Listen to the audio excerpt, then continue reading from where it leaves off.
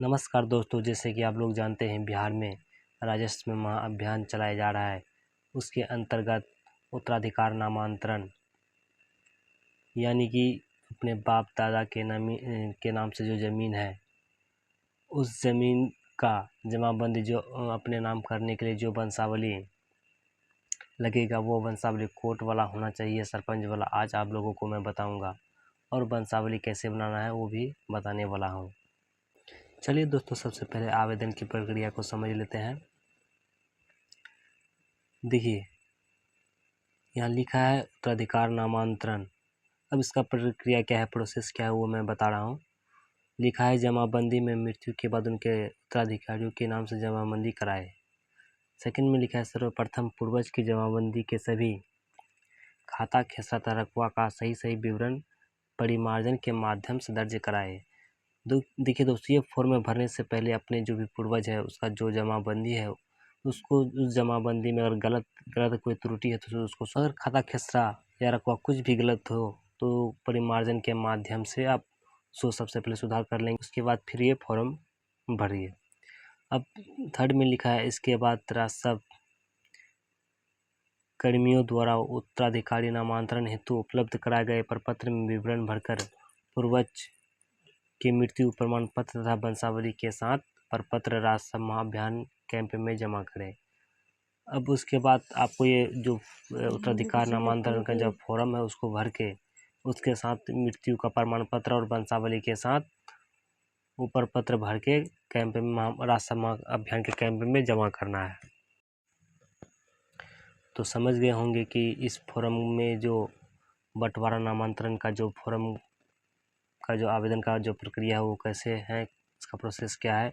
चलिए अब मैं बताता हूँ। तो इस फॉर्म के साथ जो वंशावली लगेगा वो कोड वाला होना चाहिए या सरपंच वाला। देखिए दोस्तों, बाप दादा का ज़मीन अपने नाम करने के लिए या उत्तराधिकार नामांतरण के लिए जो वंशावली लगेगा वो कोर्ट का भी दे सकते हैं और सरपंच वाला भी दे सकते हैं, दोनों ही मान्य है। अब हमें देखना ये है कि कौन सा वंशावली बनाने में सुविधा होगी। देखिए, अगर कोर्ट का वंशावली बनाएंगे तो उसमें लंबा प्रोसेस और समय की ज़्यादा भी लेगा और खर्चा भी ज़्यादा होगा। तो उससे अच्छा है सरपंच वाला ही बना लेना। तो चलिए अब वंशावली बना के दिखाते हैं और बताते हैं कि वंशावली कैसे बनाया जाता है। देखिए दोस्तों, ये सरपंच साहब का लेटर पैड है। आप लोग यहाँ देख सकते हैं, लिखा है कार्यालय ग्राम कचहरी पुरंधा, ग्राम पंचायत पुरंधा, अंचल कोचाधामन, जिला किशनगंज, प्रेषक सरपंच किशन लाल शाह, ग्राम पंचायत पुरंधा। उसका मोबाइल नंबर दे रखा है, उसका पता दे रखा है।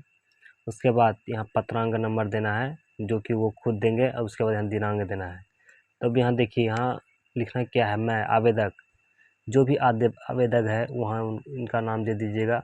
आप लोग ये लेटर पैड अपने से भी बना सकते हैं या सरपंच के यहाँ से भी ला सकते हैं। मैं सरपंच के यहाँ से लेकर आया हूँ। अब ये सारे वंशावली बना करके सुबह में उसका सिग्नेचर और मोहर ले लूँगा, तब इसको फॉर्म के साथ अटैच करके जमा कर देना है शिविर में। तो चलिए अब वंशावली को शुरू करते हैं। जैसे यहाँ आवेदक का नाम दे देंगे, जो भी अपने दादा परदादा का ज़मीन अपने नाम करने के लिए चाहते हैं उसका नाम यहाँ रहेगा।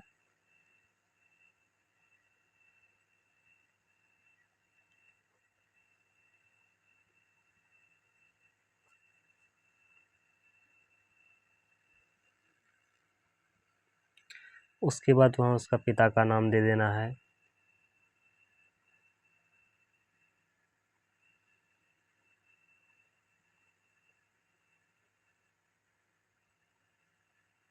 उसके बाद यहाँ ग्राम, उसका जो गांव है वो दे देना है। यहाँ वार्ड नंबर दे देना है, यहाँ पोस्ट दे देना है, यहाँ पंचायत दे देना है, यहाँ अंचल दे देना है, यहाँ जिला दे देना है। का अस्थायी निवासी हूँ।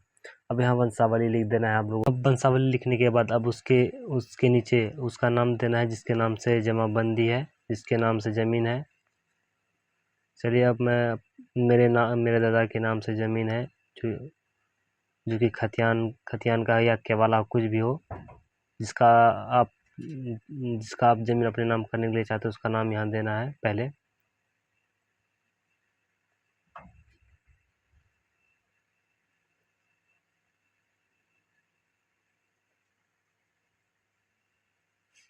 अब उसके बाद इसके बगल में उसके पिता का नाम दे देना है।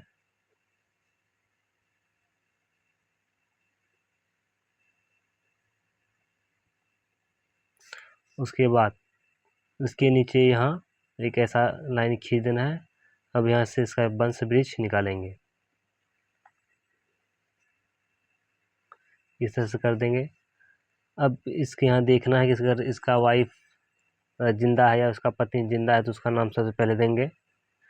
मेरा दादाजी का अभी पत्नी जी यानी कि मेरे दादाजी अभी जिंदा नहीं है, तो इनके जो लड़का लड़की है उनका नाम देंगे।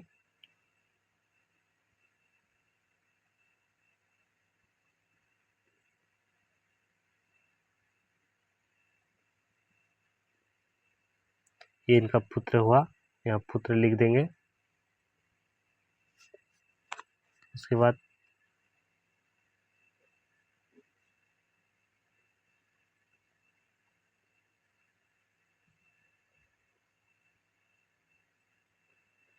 ये इनकी पुत्री हुई, जो कि ये भी मर गई है, जिसके आगे स्वर्ग लगा दिए। अब इसका फिर एक ऐसे वंश निकलेगा।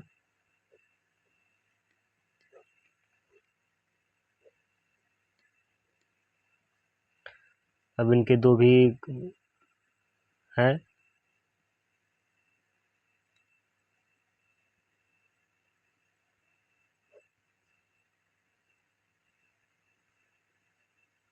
ये पुत्र हुआ,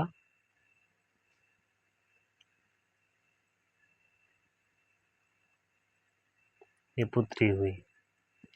तो इस तरह से वंश निकालने के बाद वंशावली बन जाएगा मेरा। अब यहाँ लिख देना भी है। अब लिखना क्या है, जो आवेदक है, जैसे आवेदक अजीत कुमार है, अब ये क्या लिखेगा चलिए वो मैं बताता हूँ। यहाँ लिखना है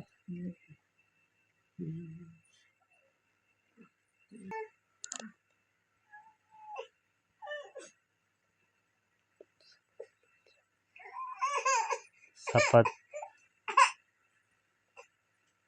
पूर्वक बयान करता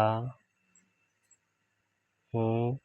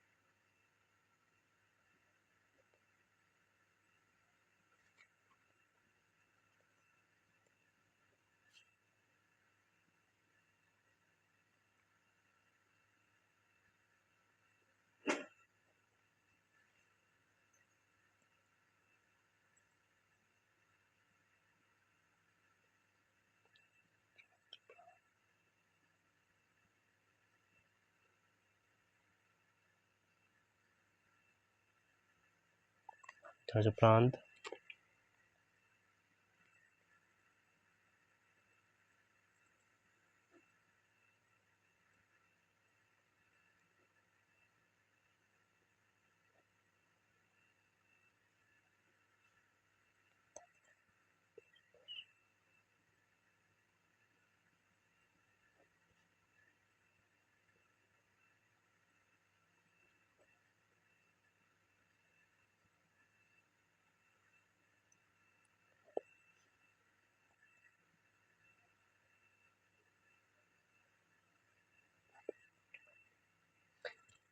लिख देना है। शपथ पूर्वक बयान करता हूँ कि मेरे द्वारा दी गई विवरण सत्य है। अगर भविष्य में जांचोपरांत असत्य पाया जाता है तो मुझ पर कानूनी कार्रवाई की जाएगी।